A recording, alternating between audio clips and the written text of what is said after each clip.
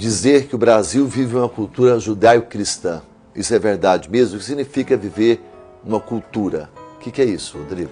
Pois é, nós temos que pensar muito, meditar e discutir muito esse tema, porque muito se diz isso, né, que a cultura do Brasil é uma cultura judaica cristã, mas na verdade, isso religiosamente falando, não é a cultura social, porque a sociedade do Brasil não vive essa cultura, esses valores, nós estamos vendo isso, né? Então, muitas vezes se discute isso, padre, as pessoas ficam bravas quando a gente fala sobre a questão da cultura religiosa. Não, religião é uma coisa, cultura é outra. Não, nós cristãos temos uma cultura religiosa. Não podemos abrir mão disso. Temos os princípios, os mandamentos. Que não tem nada a ver com essa cultura pagã, demonizada, né? O judaísmo mesmo, firmeza, não é verdade? Exato.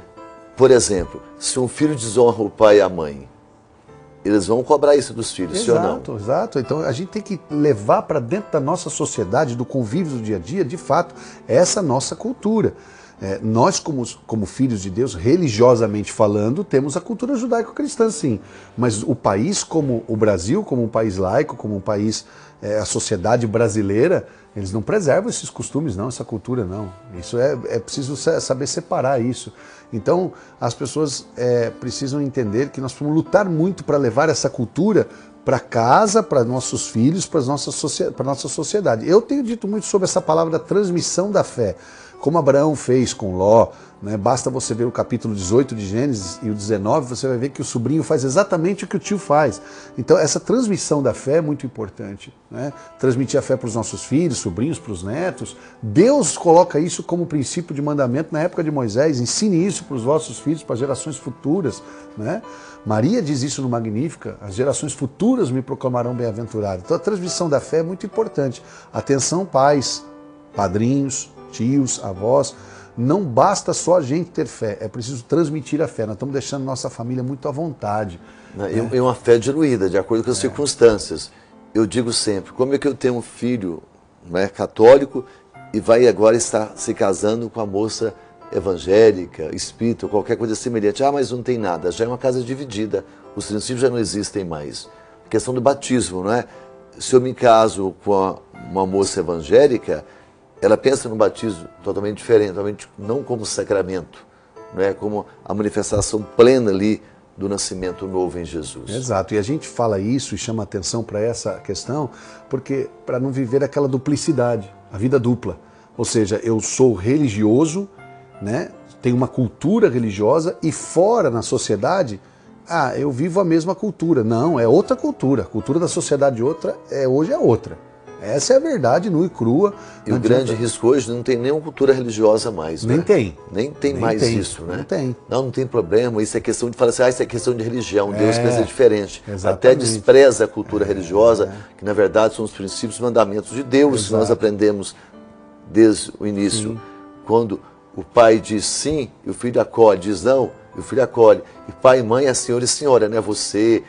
Pai e mãe não são apenas amigos, são mais do que isso os filhos. Exatamente. Tudo isso está sendo diluído também. Exatamente. Então, é preciso a gente compreender que essa é uma questão muito séria que a gente tem que falar.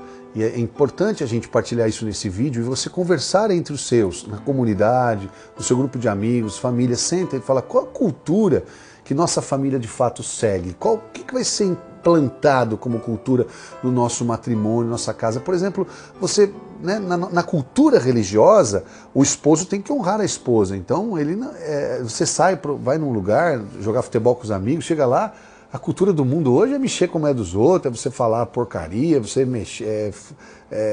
trair.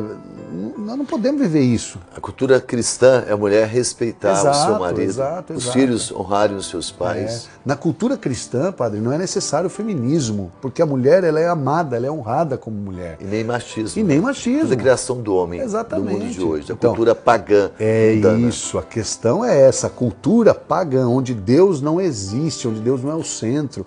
Né? Tudo é relativismo. Tudo é relativismo. Eu estava pensando outro dia, conversando também com uma pessoa, ela dizia, né, Deus tornou uma coisa assim muito popular, não é? Popularizou Deus, se tornou assim, como se fosse um objeto, né? A vida tem sido assim, os valores têm sido assim. Sim. Tudo é muito relativo, né? Depende do que você pensa, depende de onde você está. Se eu estou no clube e não sou cristão, Como é que é essa história? Né? Sim, e aí você vai começando a perceber o quanto as pessoas vão cometendo seus enganos. Falta de identidade. Falta de identidade, cometendo seus enganos, abandonando a sua verdadeira religião, sua verdadeira cultura, sua verdadeira natureza. Então, a gente não pode, em hipótese alguma, confundir essas realidades. Então, é muito importante para nós que somos cristãos, que temos de fato, essa missão de conservar essa cultura judaico-cristã, da família, do casamento, dos filhos, dos pais, né, da harmonia entre a família, até mesmo da nossa vida financeira, material, conservar essa cultura, porque senão daqui a pouco a gente vai ser religiosos com culturas pagãs. E isso é um crime, isso é uma coisa muito séria. Dupla vida. Dupla vida. Mas culturalmente eu sou brasileiro. E religiosamente eu sou católico, né? Como se eu fosse então romano e fosse... A prova disso, a gente até dizia isso numa partilha esses dias, sobre Constantino, que não queria ser batizado, porque ele queria ser batizado só perto de morrer, porque ele sabia que ele ia ter que mudar de vida. Né? Olha que interessante. Né? Olha gravíssimo. Gravíssimo, quer dizer, por quê? Porque ele era romano. Não, eu vou deixar para buscar Deus quando estiver bem velho. Tá vendo? A mentalidade do mundo. Não quero Deus, eu vou para a igreja quando estiver na hora de eu morrer. Quem sabe vai morrer hoje ou amanhã. Agora, essa mentalidade está aí, viva. Só que ele sabia, padre, interessante isso, que ele se tornando cristão, ele teria que abandonar a cultura greco-romana. Ele teria que abandonar essa cultura de deuses, de pornografia, de poligamia. Agora o batismo tornou para muita gente, até católica, um evento social, e aí vive de qualquer maneira, de qualquer situação. A igreja virou um estádio de futebol, as pessoas tomando água o tempo todo, bermuda, roupas coladas, comendo, mascando chiclete. É uma aberração. E se você fala, as pessoas se sentem ofendidas, não voltam mais. Qualquer exigência, o padre é bravo, o padre é mal educado. Essa situação, as pessoas não admitem que elas precisam mudar de vida e viver realmente a sua cultura cristã 100%. Exatamente. E esse chamado que a gente tem hoje na nossa vida, como eleito de Deus, a gente precisa colocar em prática nessa consciência cristã dentro de todos os conceitos da nossa vida. Eu sou cristão o tempo todo, né? Como Deus é Deus o tempo todo.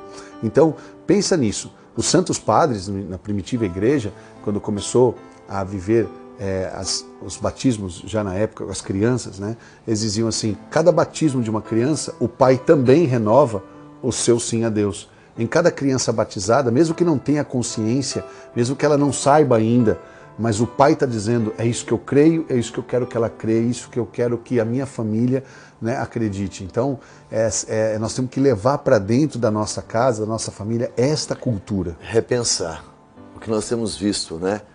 Pais que estão na igreja, os filhos não são batizados, não fizeram catequese e vice-versa, sacramento do matrimônio é para depois. Diz assim, não, agora não posso casar na igreja não, vou casar só no civil, porque na igreja é muito caro. Depois, quando eu puder, eu caso na igreja. Sacramento, a consciência está onde? Você se casa em Jesus e com Jesus, e toda atitude nossa é assim. Cuidado com os nossos passos, as nossas escolhas. Vivamos a nossa identidade de filhos de Deus.